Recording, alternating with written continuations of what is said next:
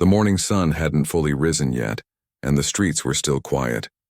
Inside the small corner cafe, the smell of fresh coffee mixed with the scent of warm bread. It was the kind of place most wealthy people would drive past without a second glance. But today, a man in an expensive suit sat hunched in the back corner booth looking completely out of place. His clothes probably cost more than most people made in a month. The watch on his wrist could have paid someone's rent for a year.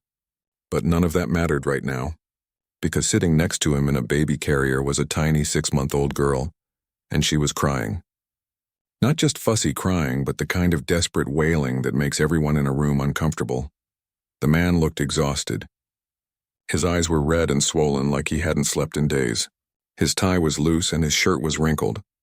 He kept trying everything he could think of. He picked up the baby, bounced her gently, tried to give her a bottle. Nothing worked. The crying just continued, getting louder and more distressed with each passing minute. Other customers in the cafe started looking over.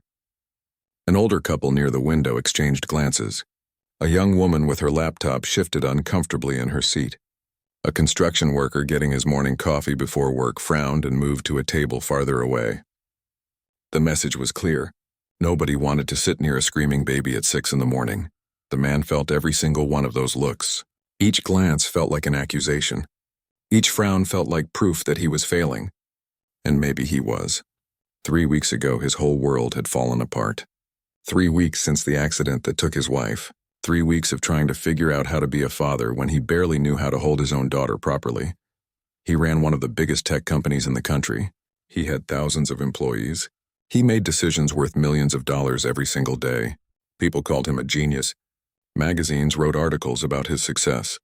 But none of that knowledge, none of that power, none of that money could help him right now. He couldn't even calm his own baby. The little girl's face was red from crying. Her tiny fists waved in the air, frustrated and tired. He tried the bottle again, but she turned her head away. He checked her diaper. It was fine. He tried rocking her, but his movements were stiff and awkward. He had no idea what he was doing. Maybe she's hungry, he whispered to his daughter, even though she'd refused the bottle 3 times already. Please, sweetheart, please just tell me what you need. But babies can't tell you what's wrong. They can only cry. And this baby had been crying for almost 2 hours straight. He'd ended up at this cafe by accident. After another sleepless night, he'd just started driving with no real destination in mind. His daughter had been crying in the back seat, and he'd pulled over at the first place he saw with lights on. It was in a neighborhood he'd never been to before. The kind of area where people worked 2 or 3 jobs just to pay rent. Where the apartment buildings were old and the shops were small family businesses. His assistant had quit yesterday. She'd tried her best for 2 weeks, but she couldn't handle the chaos anymore. His schedule was impossible. He'd miss meetings to deal with the baby. He'd have to leave important calls to change diapers. The board of directors was starting to ask questions. His company was worth billions, but it was built on his leadership, his vision. And right now he felt like he was drowning. The crying got louder. He felt panic rising in his chest. What if something was really wrong? What if his daughter was sick and he was too stupid to notice? What if he was such a terrible father that he couldn't even recognize when she needed help? His hands started shaking. He'd been running on coffee and adrenaline for weeks. He hadn't eaten a real meal in days. The apartment felt empty without his wife. Her clothes were still in the closet. Her coffee mug was still in the cabinet. Her perfume was still on the bathroom counter. He couldn't bring himself to move any of it. But he also couldn't stand to be there, surrounded by memories of what he'd lost. That's why he'd been driving at 5 a.m. That's why he'd ended up in this small cafe in a neighborhood where nobody knew his name or his face. That's why he was sitting here completely lost with a crying baby and no idea what to do next.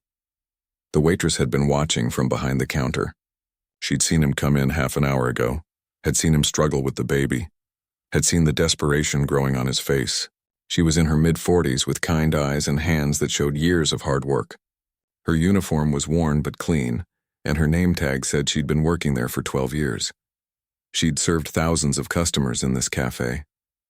She'd seen all kinds of people on all kinds of days, happy couples on first dates, tired workers grabbing coffee before long shifts, elderly folks meeting friends for breakfast, students cramming for exams. But something about this man and his baby touched her heart. Maybe it was the lost look in his eyes. Maybe it was the way he held the baby like she might break. Maybe it was just a mother's instinct, recognizing someone who needed help. She wiped her hands on her apron and walked over to his table. Her steps were quiet, non-threatening. She'd learned over the years how to approach people without making them feel judged or uncomfortable. "Excuse me," she said softly, her voice gentle. "I don't mean to intrude, but I've raised 3 children. Would you mind if I tried something?" The man looked up at her. For a moment he just stared, like he couldn't quite process what she'd said. Then slowly, understanding dawned in his tired eyes. Someone was offering to help, not judging him, not telling him he was bothering everyone, just offering to help. "Please," he said, and his voice cracked with emotion. "I don't know what I'm doing wrong." The waitress gave him a warm smile. "You're not doing anything wrong. Being a new parent is hard, may I?" She gestured toward the baby, and he nodded quickly. She reached down and gently lifted the little girl from her carrier. The baby was still crying, her tiny body tense with distress. But the waitress didn't seem bothered by it. She cradled the infant against her shoulder with the confidence of someone who'd done this 1,000 times before. Then she started to hum. It was a soft melodic tune, something that sounded like a lullaby from another country. At the same time, she began to sway, not the stiff, awkward rocking the man had been trying.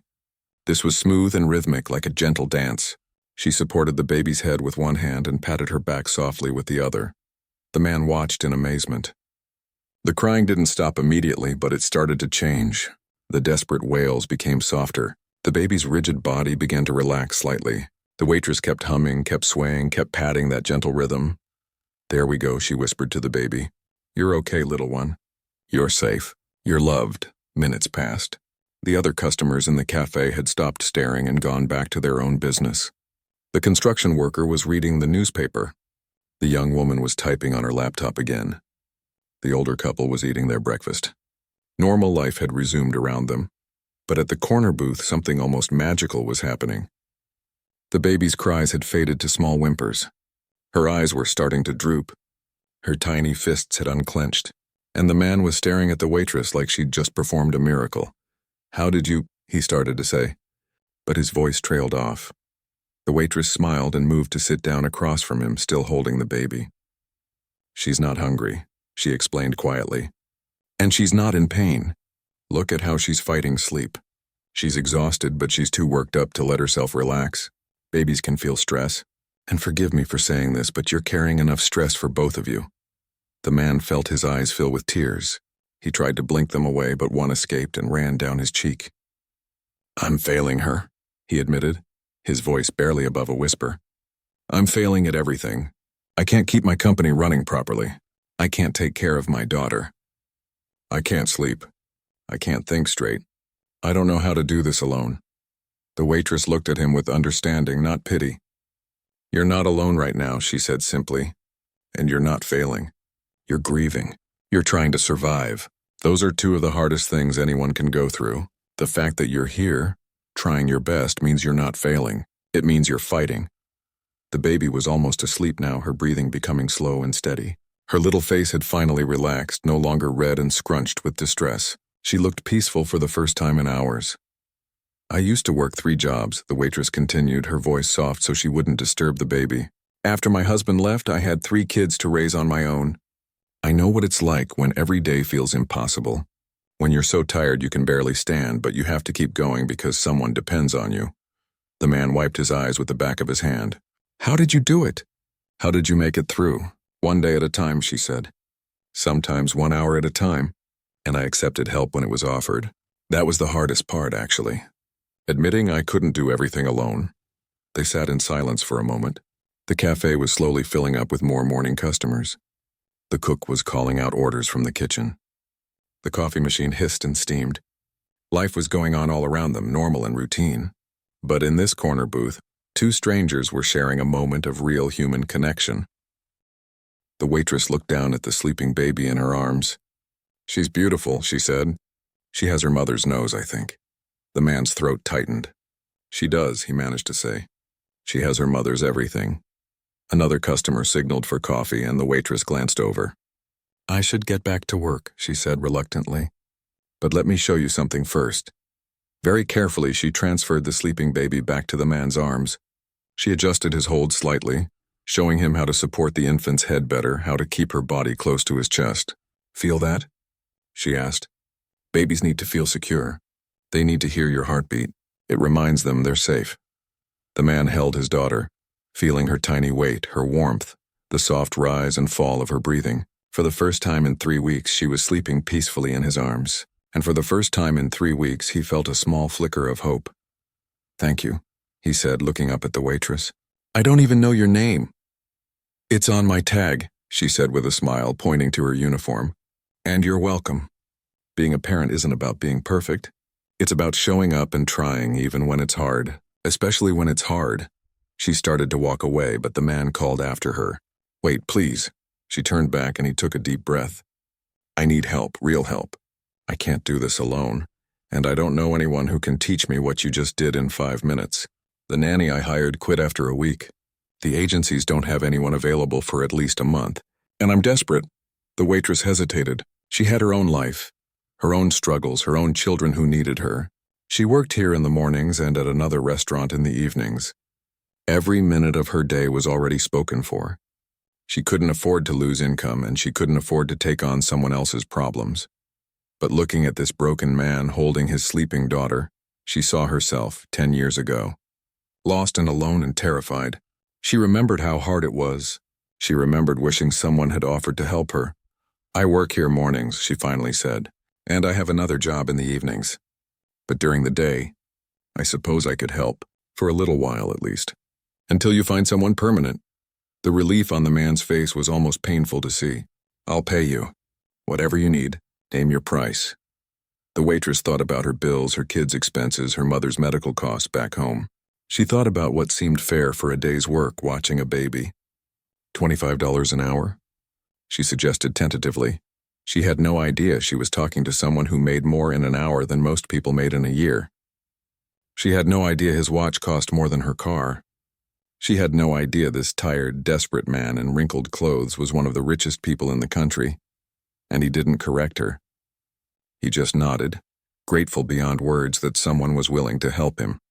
That someone had shown him kindness when he needed it most. That maybe, just maybe, he wouldn't have to face this impossible journey completely alone. "When can you start?" he asked. The waitress looked at the sleeping baby, then back at the man. She thought about all the reasons she should say no. All the complications this could bring, all the risks of getting involved. But she also thought about that tiny baby girl who just needed someone to understand her. And the father who was trying so hard even though he was falling apart. "Tomorrow morning," she said. "Give me your address and I'll be there at 8. As she walked back to the counter to help other customers, she wondered what she'd just agreed to. She had no idea this decision would change her life in ways she couldn't imagine. That this man and his baby would become the family she'd always needed. That tomorrow morning would be the beginning of something extraordinary. All she knew was that she'd helped a crying baby and a desperate father. And sometimes that's all you need to know to do the right thing. The next morning arrived too quickly. The waitress stood outside the address she'd been given, staring up at the building with her mouth slightly open. This wasn't just an apartment building. This was one of those luxury high-rises she'd only seen in magazines. The kind with a doorman in a fancy uniform and glass doors so clean they looked invisible. She glanced down at her worn jacket and faded jeans, suddenly feeling very out of place. Maybe this was a mistake. Maybe she should just turn around and go back to her regular life. But then she thought about that crying baby and the desperate look in that father's eyes, and she pushed through the gleaming doors. The doorman smiled politely and directed her to the elevator after she gave the apartment number. As she rode up to the 28th floor, her stomach flipped nervously. What had she gotten herself into? The elevator doors opened directly into a private hallway with only one door. Before she could even knock, the door swung open. The man from the cafe stood there looking slightly more put together than yesterday but still exhausted. The baby was in his arms, awake and fussy. "Thank God you're here," he said, stepping aside to let her in. "She's been crying on and off since 5 this morning. I think she slept better yesterday than she has in weeks, but now she's back to being upset and I don't know what I did wrong." The waitress stepped inside and immediately felt overwhelmed. The apartment was massive. Floor-to-ceiling windows showed a view of the entire city. The floors were marble. The furniture looked like it belonged in a museum. Everything was clean and expensive and perfect. And yet somehow it felt cold, empty, like a beautiful hotel room where nobody actually lived. "Here, let me take her," she said, reaching for the baby. The little girl came to her willingly, and she felt the tiny body relax slightly against her shoulder. "Did you feed her this morning?" "I tried." She took maybe half the bottle. Then she spit up most of it. The waitress walked slowly around the living room, bouncing gently as she went. "That's normal. Babies spit up. It doesn't always mean something's wrong. Show me where her nursery is." He led her down a hallway to a room that looked like something from a magazine spread. The crib was white and expensive looking. There were matching curtains, a plush rug, shelves full of toys still in their packaging. Everything coordinated perfectly. Everything looked unused. "This is beautiful," she said carefully, "but it's not very practical for a baby." He looked confused. "What do you mean?" "We had a designer come in. She said this was the best setup." The waitress smiled gently. "It's lovely for photographs, but babies need things within reach. The changing table is too far from the crib. These toys are too advanced for her age. And honestly, all this white and gray is pretty, but babies need color. They need stimulation." She could see him processing this, a bit embarrassed.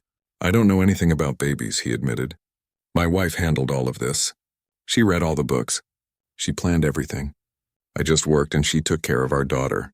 And now she's gone and I realize I don't know the first thing about my own child." The waitress heard the pain in his voice.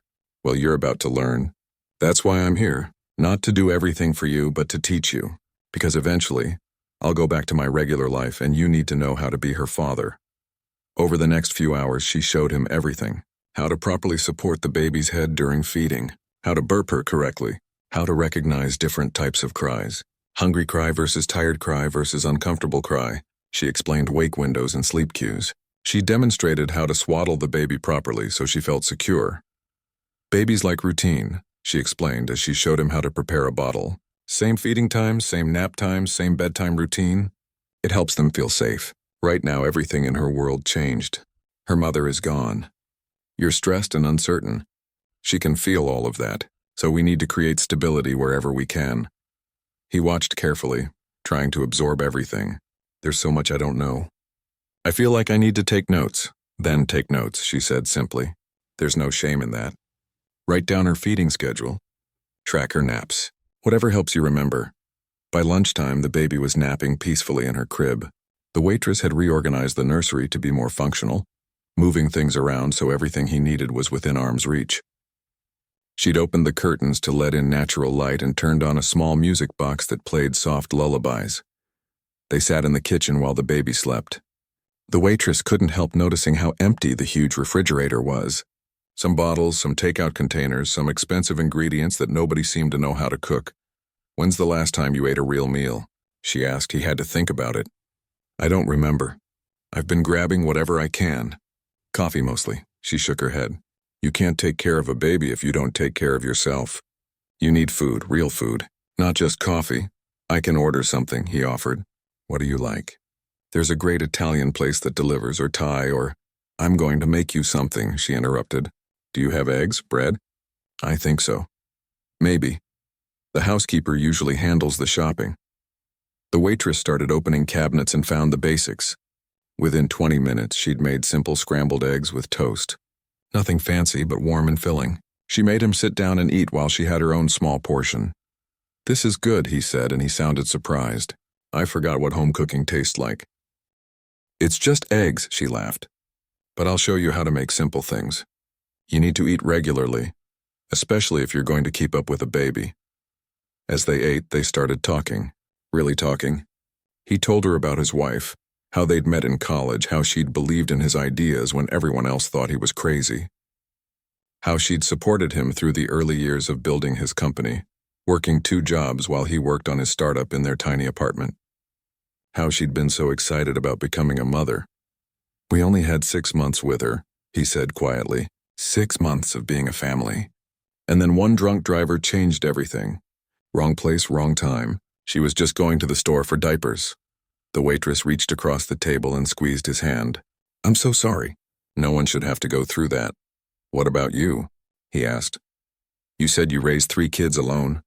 What happened? She took a breath. My husband left when my youngest was 2. Just decided he wasn't ready for the responsibility. Moved to another state, started a new life. Sends a card at Christmas if I'm lucky. So I worked, a lot. Sometimes 3 jobs at once. My mother helped when she could, but she had her own health problems. That must have been incredibly hard. It was. It still is. My oldest daughter, she had to give up college to work and help support the family. She was so smart, had a full scholarship. But when my mother got sick and the medical bills started piling up, someone had to step up. She never complained, but I see the sadness in her eyes sometimes. She gave up her dreams to help me with mine. What about your other kids? My son is 17. He's trying to get a scholarship for next year. Plays basketball, good grades, works part-time at a grocery store. He's a good kid, but he's running with some friends I'm not sure about. The neighborhood we live in, it's not the safest. A lot of kids his age end up in trouble just by being in the wrong place at the wrong time. She paused, then continued. And my youngest is 13. She's at that age where everything is hard, trying to fit in, dealing with all the drama of middle school. I work so much that I'm not always there like I want to be. I miss school events. I miss dinner. I miss just being present in their lives. He listened carefully. And yet you agreed to help me, to take time away from your own children to help someone you don't even know. She shrugged. I saw someone who needed help. And I remember being in that place, desperate and alone. If someone had offered to help me back then, it would have changed everything. The baby's cry came through the monitor on the counter. They both looked at it and the waitress stood up. Your turn, she said. I'll walk you through it, but you're going to do it. Remember what I showed you about picking her up? He went to the nursery and she followed, coaching him through each step. He was awkward at first, uncertain, but he followed her instructions carefully. By the time he had the baby changed and was sitting in the rocking chair with a bottle, he looked a little more confident. You're doing great, the waitress encouraged. See how she's looking at you? That's trust. She knows you're her dad. She just needs you to believe it too. The afternoon passed with more lessons. How to play with a 6-month-old. How to recognize when she was getting overstimulated. How to create a calming environment. The waitress was patient, never making him feel stupid for not knowing things. She just taught and encouraged and guided. Around 4 o'clock, as she was getting ready to leave for her evening shift at the other restaurant, he stopped her at the door. I can't thank you enough for today. I learned more in these few hours than I have in 3 weeks. You're going to do fine, she assured him. Just remember what we practiced. Stick to the routine we set up. And call me if you need anything. I wrote my number on that paper by the phone. About the money, he started. $25 an hour, you said. But that seems too low for what you're teaching me. I'd like to pay you more. She held up her hand. We agreed on a price. I don't need charity. It's not charity. It's fair payment for valuable work. $25 an hour is more than fair for babysitting, she said firmly. I won't take more than that. He wanted to argue but could see she was serious. He had no idea that she was asking for a fraction of what she was worth. He had no idea that people in his world paid their nannies 10 times what she was asking. But he didn't push. Not yet. After she left, he looked around the apartment. It felt different somehow. Less like a tomb and more like a home. The nursery was reorganized. There was food in the kitchen. The baby was sleeping peacefully. For the first time since his wife died, he felt like maybe he could actually do this. The waitress, meanwhile, rushed to catch 2 buses to get to her evening job. She was tired already from the full day, and she still had a 4-hour shift ahead of her. Then she'd go home to her own kids, help with homework, make sure everyone was fed, and collapse into bed for a few hours before starting all over again. But as she sat on the bus, looking out the window at the city passing by, she felt good about her decision. That man needed help. That baby needed someone who knew what they were doing, and maybe, just maybe, helping them would help her too. Help her feel like she was making a difference. Help her remember that kindness still mattered in the world. She had no idea that this was just the beginning, that this temporary arrangement would turn into something that would change all their lives, that the man she was helping was more than he appeared to be, that his gratitude would extend far beyond just payment for babysitting. All she knew right now was that she'd helped a father learn to care for his daughter. And that was enough. The next few weeks fell into a pattern. She'd arrive every morning at 8. He'd leave for work. Though he was trying to work from home more often, she'd care for the baby, but more importantly, she'd teach him. Every evening, they'd review what happened during the day. What worked? What didn't? What he needed to practice. The baby started thriving. With routine and stability, she cried less. She slept better. She smiled more. The apartment started feeling lived in. There was always music playing softly. The smell of home-cooked food. Toys scattered on the floor instead of pristine shelves. And slowly, the man started healing too. He still grieved for his wife. He still had hard days. But he was learning to be a father. Learning to find joy in the small moments. His daughter's laugh. Her tiny hand wrapped around his finger. The way she lit up when he came home. The waitress watched him transform from a broken man who couldn't hold his own baby into a confident father who knew his daughter's every need. She felt proud of that. Proud of him. Proud of the work they were doing together. But she still had no idea who he really was. No idea about the empire he ran. No idea that the modest payment she was accepting was nothing compared to what he could afford. No idea that soon everything would change when the truth finally came out. For now, they were just two people helping each other through difficult times. A father learning to parent, a woman trying to support her own family while helping another. Two worlds that should never have intersected, brought together by a crying baby in a cafe. And somehow it was working. 6 weeks had passed since that first day in the cafe. The arrangement that was supposed to be temporary had become routine. The waitress arrived every morning, and together they cared for the baby. She taught, he learned, and the little girl thrived. But something was starting to feel different. The waitress couldn't quite put her finger on it. Small things that didn't add up. The way delivery people treated him with extra respect. The expensive packages that arrived regularly. The fact that he worked from home but seemed to be on important calls all day long. Calls where people called him sir and asked for his approval on major decisions. One morning, she arrived to find the apartment unusually quiet. The baby was still asleep, which was rare. She found him in his home office, the door slightly open. He was on a video call, and she could see multiple faces on his computer screen. All of them looked serious. All of them were clearly waiting for him to speak. The quarterly report shows we're up 18%, a woman on the screen was saying. But the board wants to know about the expansion plans for the Asian market. They're concerned about the timeline. He leaned back in his chair, completely calm and in control. Tell the board that we're not rushing this. We do it right or we don't do it at all. I didn't build this company by cutting corners. Schedule another meeting for next week. I want full projections and risk assessments before we move forward. Yes, sir. And what about the merger discussion with the healthcare tech firm? That's a $200 million decision. I need more time to review their financials. Push the meeting to next month. The waitress stepped back from the door, her heart racing. $200 million. Board meetings. Asian market expansion. This wasn't just some guy who worked at a tech company. This was someone who ran it. Really ran it. She went to the kitchen and sat down heavily at the counter. Her mind was spinning. She thought back over the past 6 weeks. The casual way he'd agreed to her modest hourly rate. The enormous apartment. The way he seemed unbothered by money. How he'd once mentioned ordering something and it had arrived the same day by special courier. The baby started crying through the monitor and she went to get her on autopilot, her mind still processing. As she changed the baby's diaper and got her ready for the day, she kept thinking about what she'd overheard. $200 million. That wasn't a salary. That was the kind of money you had when you owned the company. An hour later, he emerged from his office looking tired. Sorry about that. The call ran long. How's she doing this morning?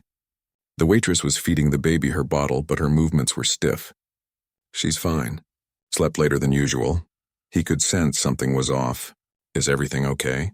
She looked up at him, really looked at him. I overheard your call this morning. Not on purpose, but the door was open. His face fell. He'd been so careful to keep his work life separate from these mornings with his daughter. He'd been grateful that she didn't seem to know who he was, that she treated him like a regular person instead of a CEO. But he could see from her expression that she'd figured it out.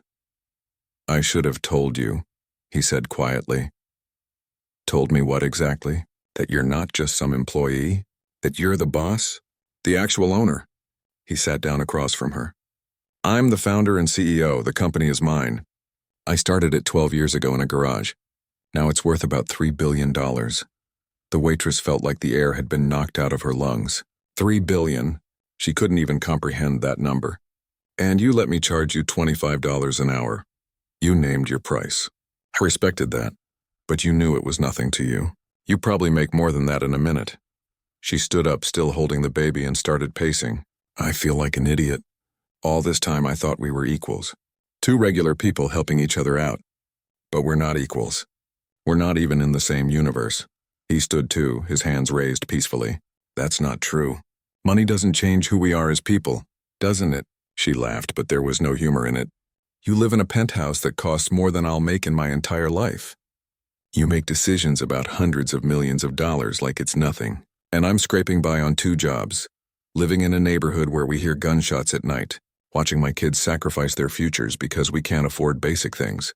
I never meant to deceive you. You didn't deceive me. You just let me live in ignorance. Let me feel good about helping you. Like I was making a real difference. But you could have hired the best nanny in the world. You could have hired 10 nannies. You didn't need me at all. That's not true. His voice was firm now. I did need you. I do need you. Not because of what you do for my daughter, but because of how you do it. Because you care. Because you taught me how to be a father when I had no idea what I was doing. You can hire skills, but you can't hire genuine kindness. The baby started fussing, sensing the tension in the room.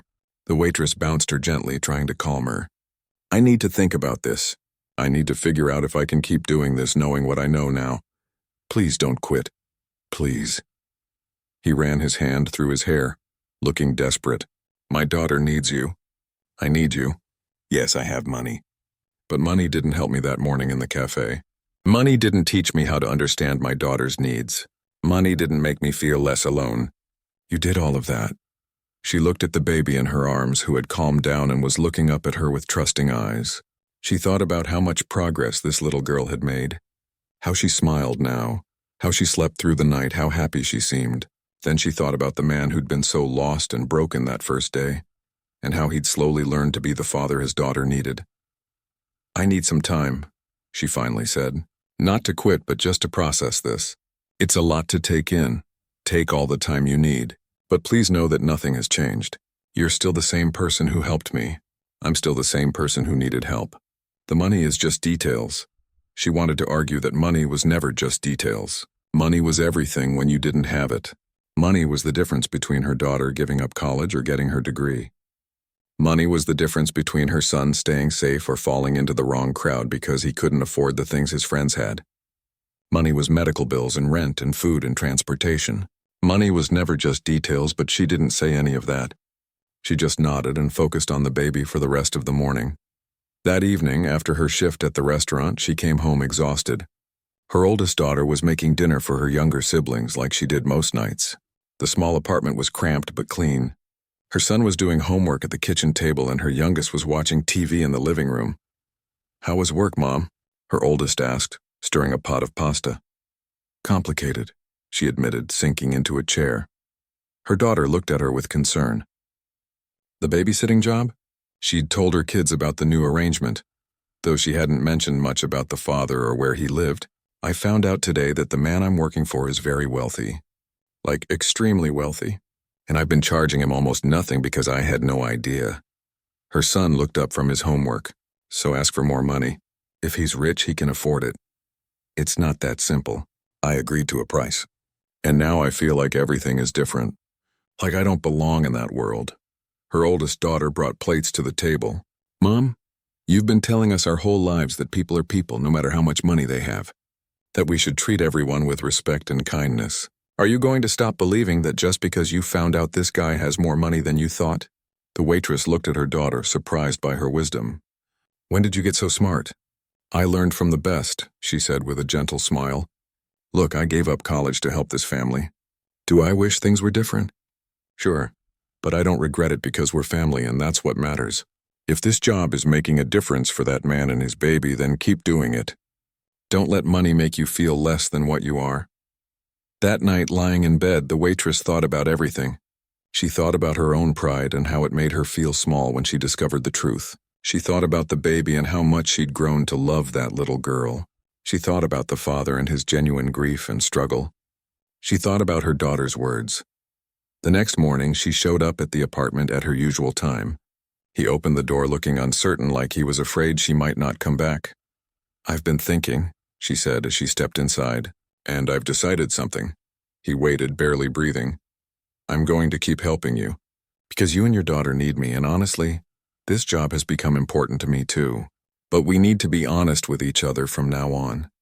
No more secrets, no more assumptions." Relief flooded his face. "Agreed, complete honesty." "Thank you. And I want to meet your work. I want to see what you actually do. Because if I'm going to be part of your life, even just as someone who helps with your daughter, I should understand all of who you are." He nodded. "I can arrange that. Actually, I have to go into the office tomorrow for a big meeting. Would you want to come with me? Bring the baby? I'd like my team to meet you both." She hesitated, then agreed. "Okay, but I'm wearing my regular clothes. I'm not pretending to be something I'm not." "I wouldn't want you to." The next day, she dressed in her nicest casual clothes and met him at his building downtown. The lobby alone was intimidating. All glass and steel and important-looking people rushing around. Security guards nodded respectfully as he walked by. Employees greeted him formally. Everyone seemed to know who he was. They took a private elevator to the top floor. When the doors opened, she saw a massive space with floor-to-ceiling windows overlooking the entire city. There were conference rooms, dozens of offices, people working at computers, the hum of a busy, successful company. A woman in an expensive suit approached them immediately. "Sir, the board is waiting in the main conference room. And these must be your daughter and—" She looked at the waitress with a polite but curious expression. "This is the person who's helping me care for my daughter," he said simply. "And she's also a friend. Please make sure she has everything she needs while I'm in the meeting." The meeting lasted 2 hours. The waitress sat in a comfortable lounge area, playing with the baby, watching people work.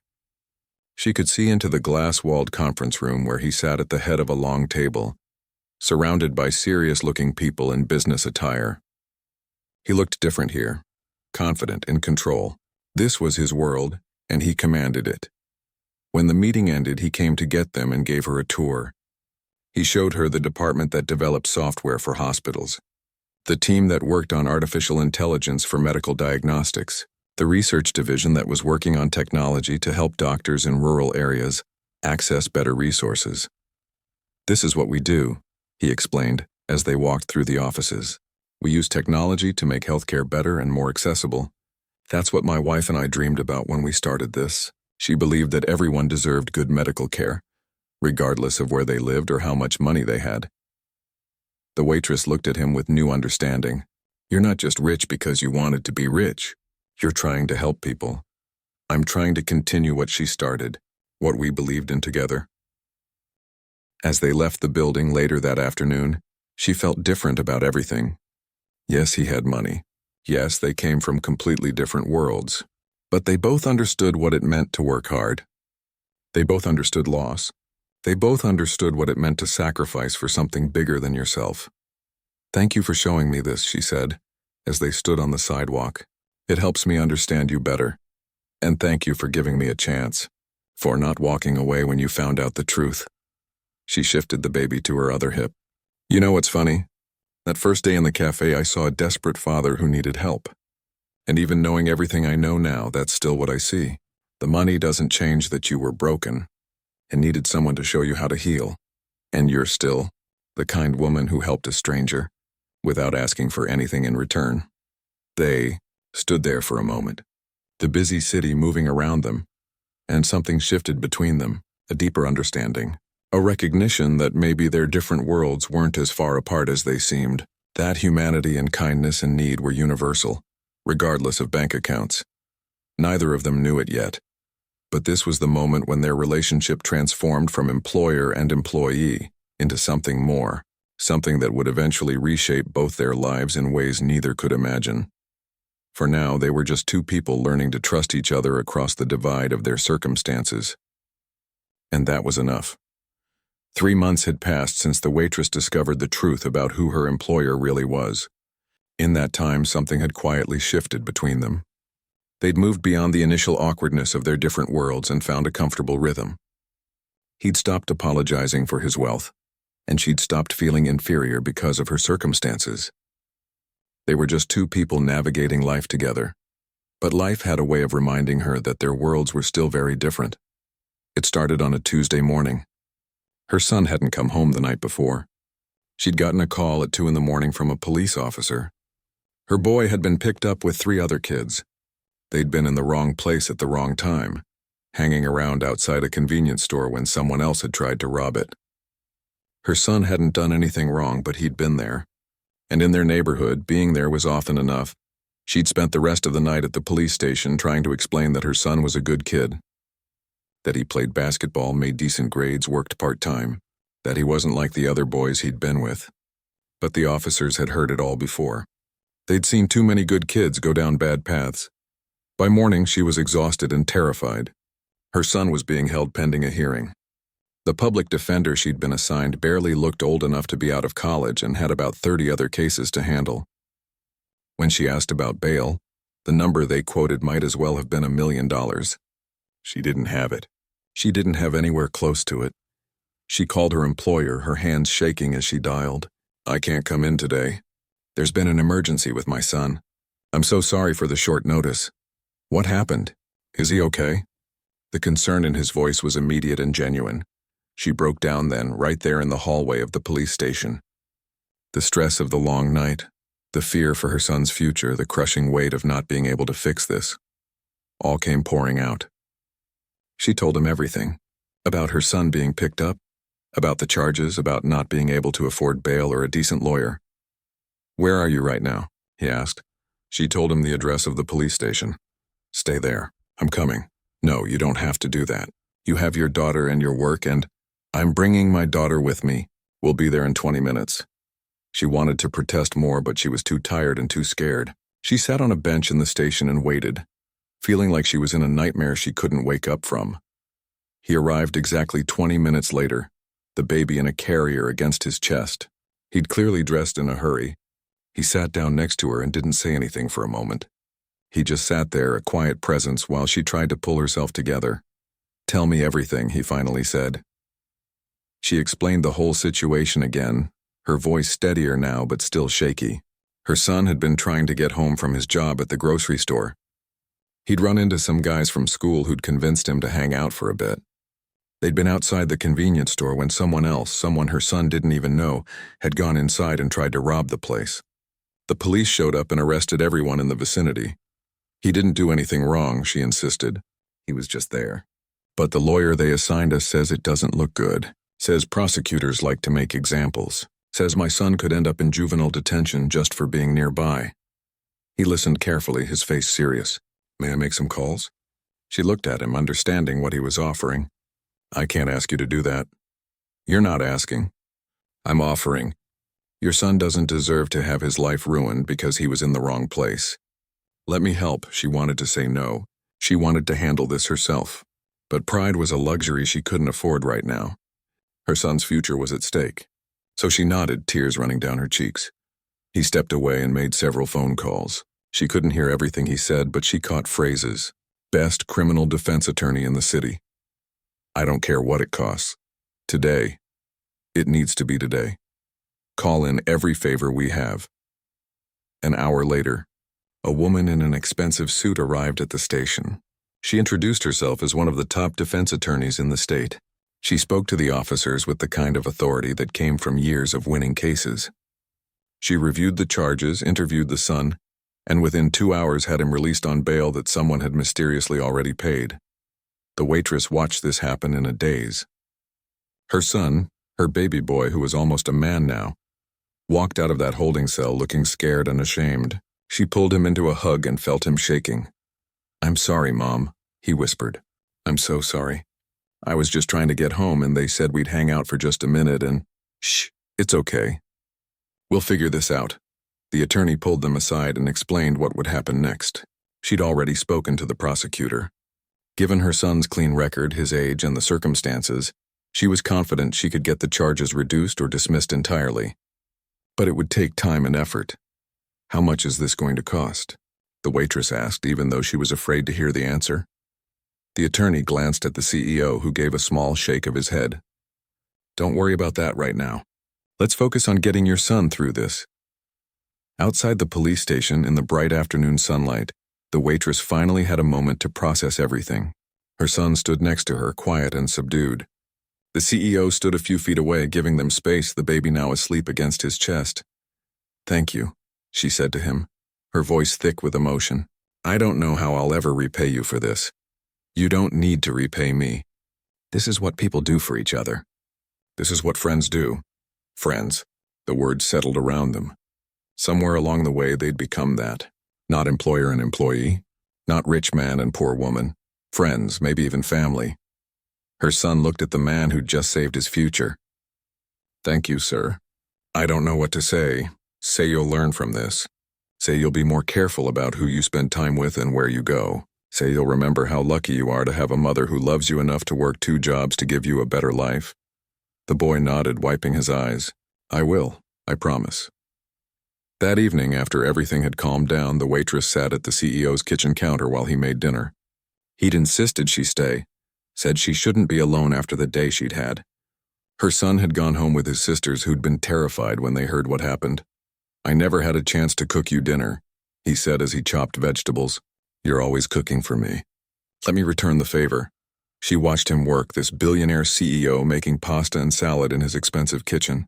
"You don't have to do this. Any of this. The lawyer, the bail dinner. You've already done so much." He stopped chopping and looked at her. "Do you remember what you told me that first day in the cafe? You said that being a parent isn't about being perfect. It's about showing up, especially when it's hard. I remember. You've shown up for me and my daughter every single day for months. You've taught me how to be a father. You've brought life back into this empty apartment. You've made us feel like a family again. And today, your son needed help.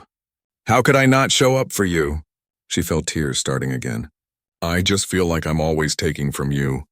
You've given me so much and I haven't given you anything in return."